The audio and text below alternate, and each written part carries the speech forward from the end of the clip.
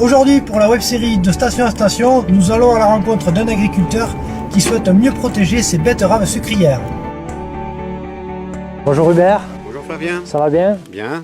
Bon, aujourd'hui, je suis venu voir pourquoi vous aviez choisi de mettre une station dans vos parcelles. Est-ce que vous pouvez m'expliquer pourquoi? J'habite à 65 km, je suis double actif, je travaille chez Florimond-des-Prés à plein temps. D'où la nécessité pour moi de venir quand il faut et quand les conditions sont bonnes, afin de réaliser les désherbages betteraves dans les meilleures conditions.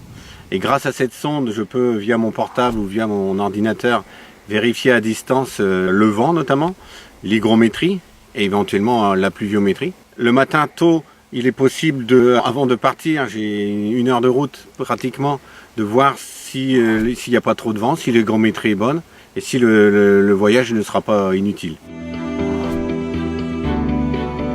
La stratégie des herbages des betteraves, c'est en général au moins 3 passages en post-semis. C'est-à-dire qu'après 10 à 15 jours après le semis, une première intervention est réalisée à la première levée des adventices. Et ensuite, tous les 8 à 10 jours, 2, 3, voire 4 interventions, voire dans certaines parcelles où il y a beaucoup de mauvaises herbes, une 5e application. Donc le désherbage de betteraves commence, on va dire, début avril et se termine en général fin mai, début juin.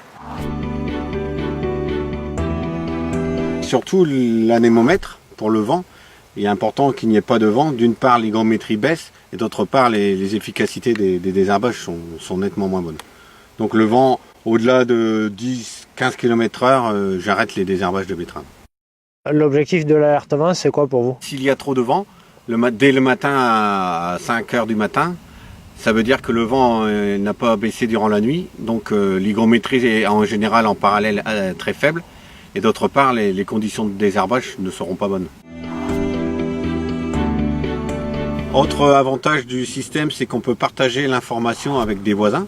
Donc aujourd'hui, je suis le premier équipé dans la commune, mais des voisins seront peut-être amenés à avoir des sondes qu'on pourra placer dans d'autres lieux de la commune ou dans les communes avoisinantes, ce qui me permettra pour moi, qui ai des parcelles ici sur mes semis, mais aussi sur Pont-Trué à 7 km d'ici, de bien avoir la formation à la fois ici sur le siège de l'exploitation ou à distance sur les communes aux alentours.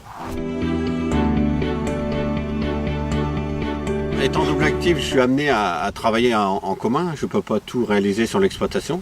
Donc je travaille avec un ami et voisin du village d'à côté.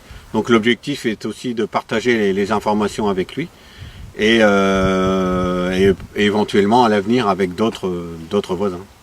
On remercie Hubert pour ses explications. On se retrouve dans un prochain épisode de Station en Station. Et pour ne pas le rater, abonnez-vous à la page Facebook de Syncrop.